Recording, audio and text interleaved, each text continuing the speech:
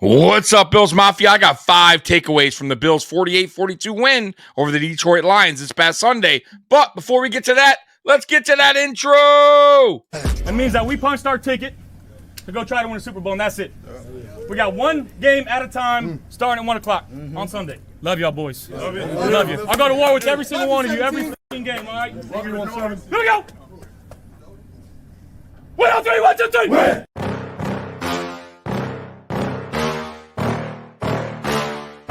Yeah. Please tell me that I can't, that I won't, that I fail, that I'll never make it out, yeah.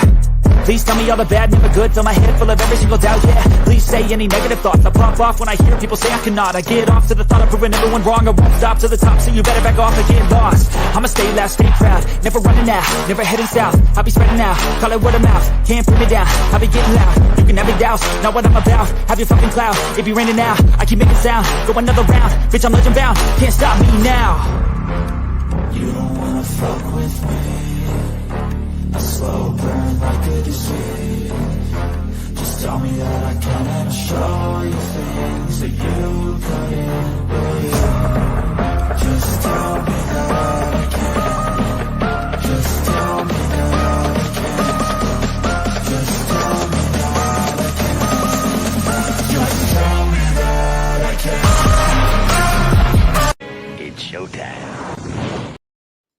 Welcome to the Mafia Sports Report. I am Tommy. Please like, subscribe, hit that notification bell because I always forget to tell you. What is up, Bills Mafia? Are you enjoying this Victory Monday? I am. That was a hell of a win by the Buffalo Bills. And a hell of a game. A hell of a game. If you're just a regular football fan, the Buffalo Bills have given you 2 straight weekends of exciting football. Down to the wire, high-scoring football.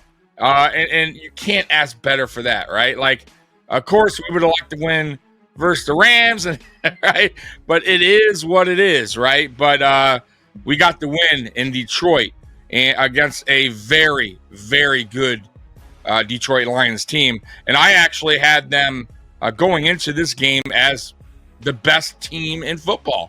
I felt like they were playing the best football out of all the teams.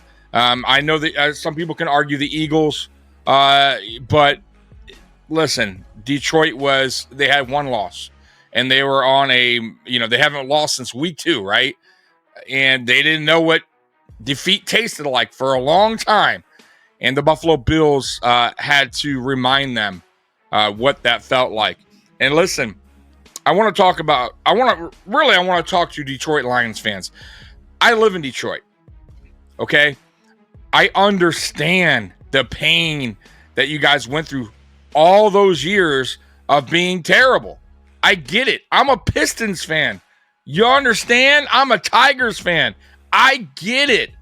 And I'm a Buffalo Bills fan who also gets it. We went through it. We understand it. And when your team gets better, like, it feels great. And I love seeing teams like Detroit go from the bottom of the fucking basement all the way to the top. I understand it feels good. I get it. But I always tell you guys, be humble in victory and gracious in defeat. And I got to say, a lot of Lions fans really disappointed me this weekend and yesterday after that game was over. There were some good ones, don't get me wrong, and I'm talking about the ones that came in to our live stream. Listen, guys, I'm from Detroit. I have a lot of friends that are Lions fans. And going into this game, yeah, there might be a little like talking smack, but they also understood that it was 2 really great teams going at it, and it was going to be a close game, right? They understood that. And we had some people come on here prior to the game that didn't quite get that. And a lot of I got to say, usually when I come across those type of people, those are what you call bandwagon fans.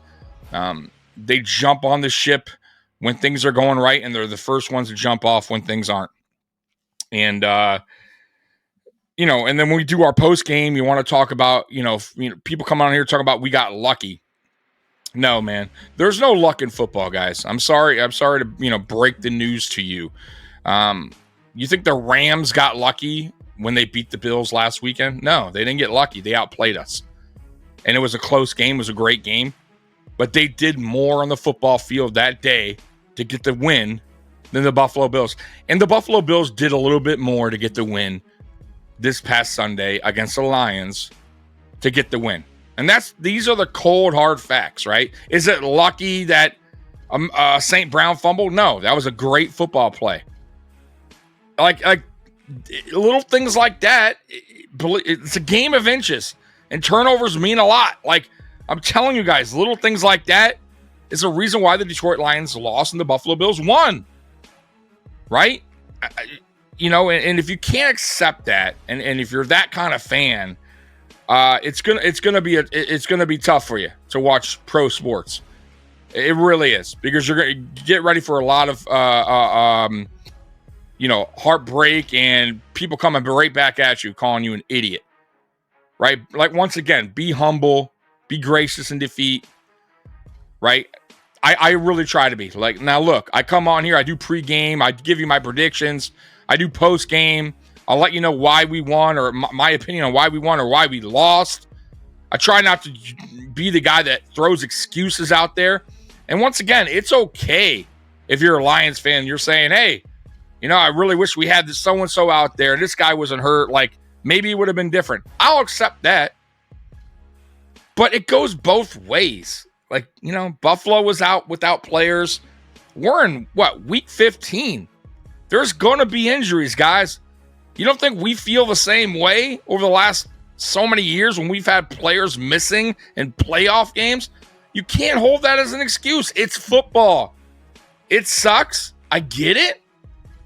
But that's how it goes. And once again, man, if you want to play that card, yesterday, the Buffalo Bills were without 2 starting safeties and a starting corner. And we had our starting linebacker leave the game early. It happens. Don't do the excuse thing when your team loses. It's weak. It's okay to go, hey, this is why I think we lost, blah, blah. Name your stuff. I get that. That's okay. But don't say you got lucky. If it wasn't for this, we would have won. You don't know that. The outcome is the outcome. And the outcome is the Buffalo Bills won. Accept it. Move on. You're a great team. You have 2 losses. You need to take care of your division. You're an NFC team. We're an AFC team. We have nothing to do with each other unless we meet in the Super Bowl. So I don't understand why Lions fans have to be salty after a great game. It is what it is. Accept the loss, move on, take care of your own business. With that being said, Bills Mafia, let's get to the takeaways. Let's do it. All right, 5 takeaways. Once again, shout out to Bills Wire for creating this article. All right, and I'm sorry about that little rant. It just, real quick too. This goes for every fan base, including our own, including Bills Mafia. And let me tell you something. There is Bills Mafia out there that run their mouth, that talk shit. And I don't want to be associated with those people. Like, I just don't. I don't like their channels. Like, there's some people with channels that are like that. It's not for me. If you're a troll, it's just not for me. Not for me. And if that's for you, then hey, it is what it is. But like I said, man, a lot of those people, and I met some, are bandwagon fans. They're the quickest to jump off the ship when things don't go right. Do you really want to be associated with those kind of fans? And I don't. So go kick rocks. Anyways, let's get back to it. All right, 5 takeaways. Here we go. Another MVP day, and it really was. It has become nearly expected, and it just keeps happening. Bills quarterback Josh Allen keeps pushing toward the 2024 NFL MVP award with another huge performance. Allen finished 23 for 34 passing with 362 yards passing and 4 total touchdowns in Detroit. It would be nice if Buffalo's defense can get healthy and start helping them more. But Allen is fun to watch week after week. And I'm going to tell you something too. And I get that, you know, playing in Buffalo in December and January has its advantages. I get that. You know, we're a cold weather team. But do you see what Josh Allen does in a dome setting? Do you see what he does? Okay, guys. It's night and day. I'm going to be honest with you. Now, look, he's still special. I'm not saying he's not special in bad weather games in Buffalo. But he ain't doing all that. And y'all know that's true. I just hope the new stadium... Now, mind you, I know it's an open roof, but the way it's being constructed or built or the design of it isn't supposed to be as windy. And so we'll see. We'll see when that new stadium, we have natural grass. You know, the stadium's going to have natural grass. So let's see how it plays out. But you do see how good Josh Allen is in a dome, right? In better weather stadium and better weather environments. He's just, the dude is lights out. So yeah. Anyways, talking about MVP real quick. He definitely, I think, sealed that up. If he doesn't get it this year, I really think there's something going on there. And you know, I feel like then the NFL, like, I don't know what to say. I really don't. I won't even know what to feel. I would just say it's over with. Like, forget it. If he can't win it this year, don't even chant MVP anymore because it's a horse shit thing, right? It means nothing because it doesn't clearly go to the guy that deserved it. And that's Josh Allen, right? And he's earned it before, and they snubbed him before. So if they do it again this year and give it to somebody else, then all I can tell you, Bills Mafia, is just stop chanting MVP because, yeah, he's our MVP, but at the end of the day, it means nothing if he doesn't get the award, right? It's just yelling at it, and it's a useless award if it means nothing, if it's not going to the correct person that deserved the award to begin with. So that's my feeling on it. All right, next up, but I do think he gets, I do think they do him right this year and give it to him. All right, next up, overcoming injuries on defense. Make no mistake, Buffalo head coach Sean McDermott is not going to be happy with his defense. Considering the circumstances, it was still a positive effort. The Lions have one of the best offenses in the NFL, and the Bills had a long injury list in their secondary. Defensive backs Rasul Douglas, DeMar Hamlin, and Taylor Rapp all did not play in Detroit. That's a lot of starters to miss. Second stringers did their best, but Lions quarterback Jared Goff still had 458 passing yards. And receiver Amon St. Brown went off for 12 catches, 181 yards, and a touchdown. Where the Bills managed to overcome their losses was in the trenches. The defensive line was a force and led by Ed Oliver, who had 9 quarterback pressures and a sack. Gregory Rousseau added a sack and a tackle for loss. Man, Ed Oliver was a beast out there. Absolute beast. And maybe he heard my pregame where I'm like, man, I think Ed Oliver needs a little bit of help on next to him for him to really flourish. And, and you can see, why we drafted him, but because he is undersized. But my God, he was a bully. He was being a straight up bully yesterday. And maybe he did hear the criticism. And it wasn't just by me. It was by a lot of people. And maybe he just was like, fuck that. I'm going to show you what's up. And he did exactly that. I think Ed Oliver is a really, really good player. I was happy with the extension. I still feel that the Buffalo Bills need to add some help next to him. They need to get a better DT, and I think they will. I think they'll address that in the offseason and the draft because I don't think Daquan Jones is the same Daquan Jones as we had when we had him here last year. So before the injury, that is. All right, moving on.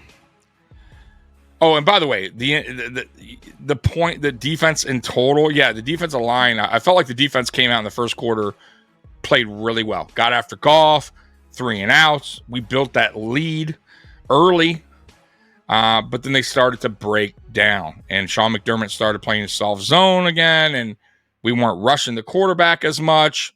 We weren't setting linebacker blitzes like we did earlier in the game when Bernard got home. It just seemed like, once again, we got the lead and he wanted to play it safe. And I get it. We had a lot of backups in there. I understand that.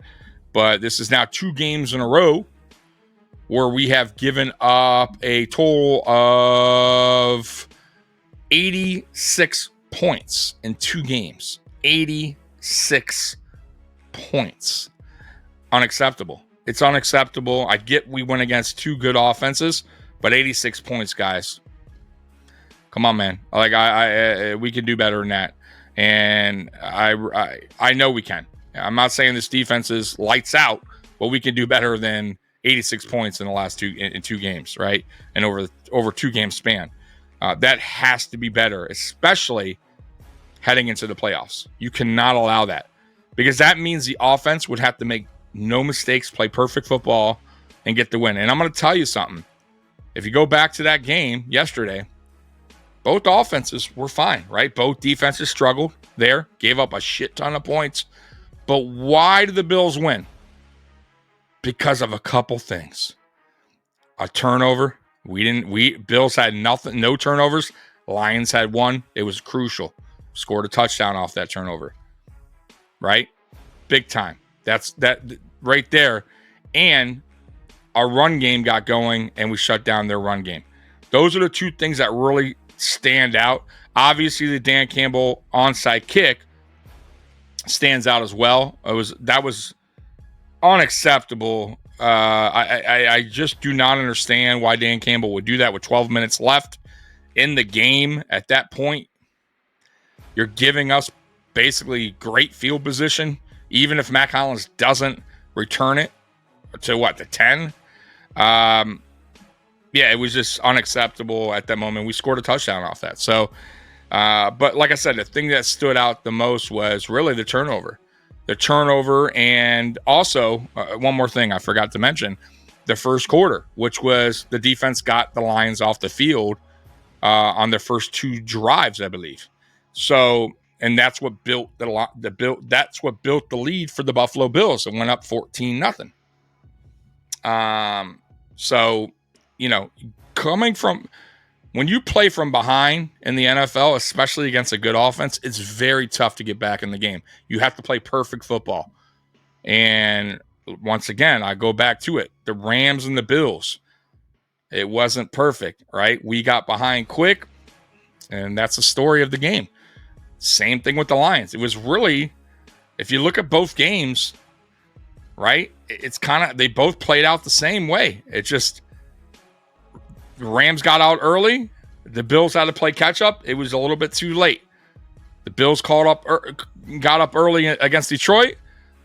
Detroit tried to, play catch up the whole game, and it was a little bit too late, right? And then you have the turnover late in the game. That's what happens, and that's not luck. And that's why I'm telling Lions fans, it was a great game, but you got to go back and watch the game. Little things like that, little plays like that, the way you start the game. That's why you lost. Plain and simple. Game of inches, game of turnovers, like all that matters. That's not luck. It's the way football goes. All right, next up. Cook bounces back and tie. Allen did his thing, but so did the Bills' backfield. James Cook had a bounce-back effort with 105 rushing yards on 12 carries. He scored twice after a poor outing in Week 14. In the passing attack, Ty Johnson had a career day with 5 catches and 114 yards.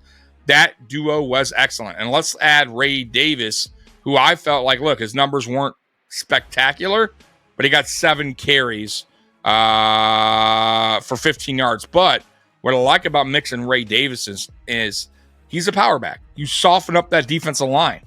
Absolutely. I don't care if he gets 2-3 yards a carry. You're weakening up that defensive line. You're making them pay every time they got to tackle Ray Davis. It helps James Cook. It helps the offensive line, because now you're going against a defensive line that's, man, they're beaten up a little bit, right? That's why I want Ray Davis more involved too. he's a different pace running back. And I felt like James Cook, he definitely had a bounce back game for sure. Ty Johnson, my God, dude. Josh Allen said it best. He's the best third down back in the NFL. Absolutely. Abso-fucking-lutely. Name another. The dude was making spectacular catches out there. It wasn't like he was, some of these passes, he was just so wide open. Bro, he made some unbelievable catches. If you forgot, go back and watch. Unbelievable. I'm talking about where receivers maybe couldn't catch that. Some receivers in the NFL. And this dude was electric out there, especially in the first half. And shout out to Joe Brady for getting the running backs going in the passing game.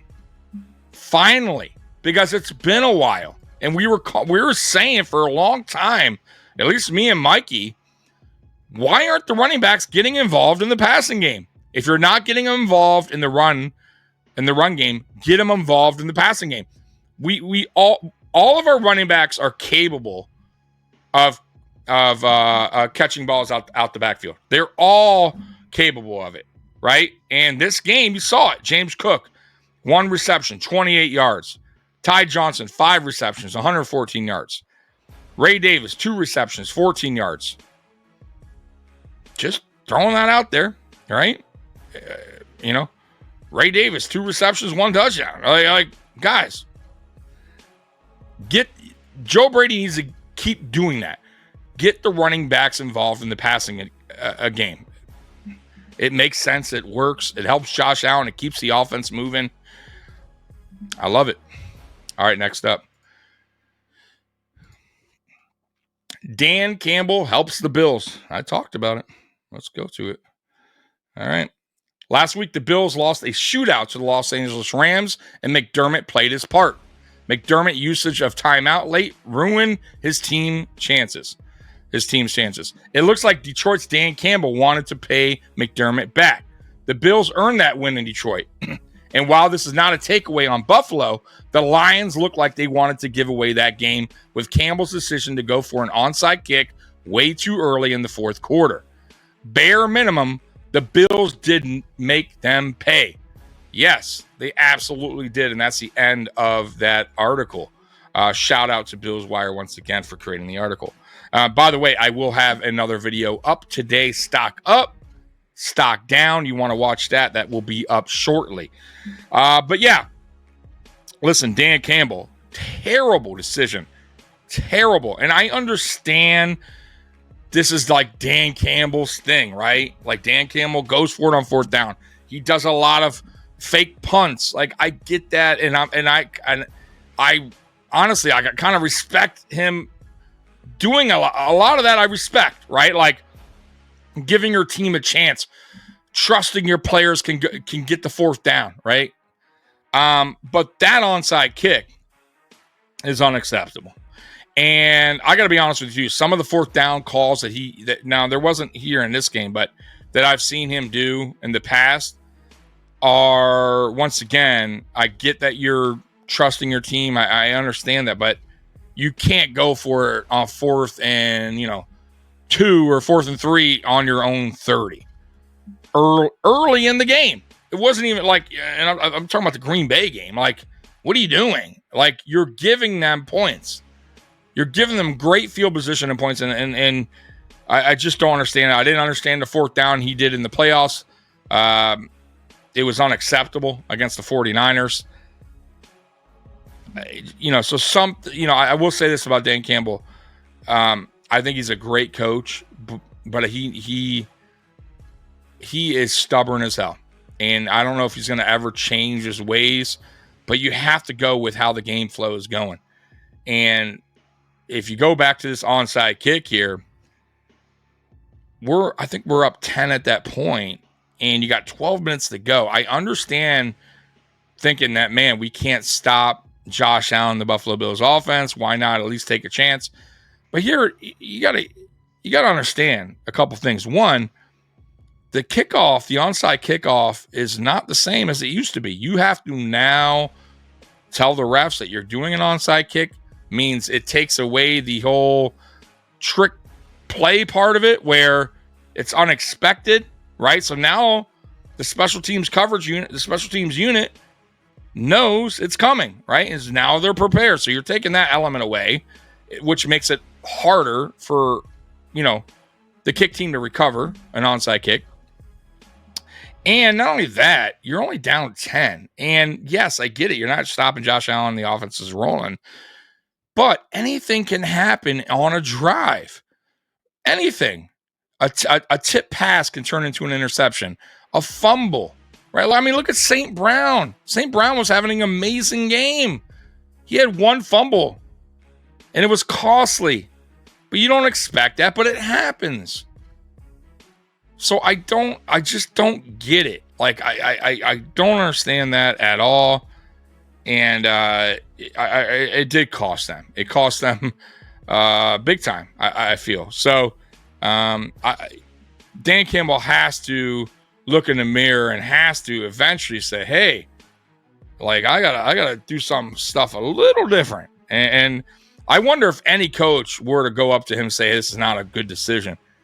I don't think they would. I think Dan Campbell, he's the guy that makes, and I get that every coach is a guy that makes a decision, but you are not telling Dan Campbell something different. You could tell that guy is a fiery guy. He's not he's set in his ways, boy. So I just felt like it cost them that game, or at least that was one of the reasons. I don't think it was the main reason why the Lions lost. I already told you guys why. It was a close, great game, but the one turnover to no turnovers, that's a big deal. We scored off that turnover. The first quarter, the 3 and outs were huge, and the Buffalo Bills scored right away on every single possession, went up quick in that game. The Lions were playing catch up the whole game. These are the reasons why the Detroit Lions lost that game. And it happened to us against the Rams. It happens. It's not luck. It's how football goes sometimes. So anyways, guys, we will be live tonight at 9 p.m. You don't want to miss it. Me and Mikey for Bills Nightcap. And we'll go with the good, bad, and ugly of this game. And, man, it was, I got to say, great game, great victory. I believe we shut up a lot of people that said we can't beat good teams, even though we beat the Chiefs earlier in the season that were undefeated. Now we beat the Lions, who haven't lost since week 2. Like, I think we quieted a lot of people, but once again, who cares? Who gives a shit? We know what this team's about. If you're a diehard Bills fan, you should know. And listen, if this offense keeps going at this rate heading into the playoffs, watch the fuck out, because we're going to be a dangerous fucking team. Well, anyways, Bills Mafia, look out for my stock up, stock down. That's coming soon. Today, I'll have that video up. And tonight at 9 p.m., once again, we will be live. So Bills Mafia, I love you. And as always, go Bills. I'm out of here. Peace.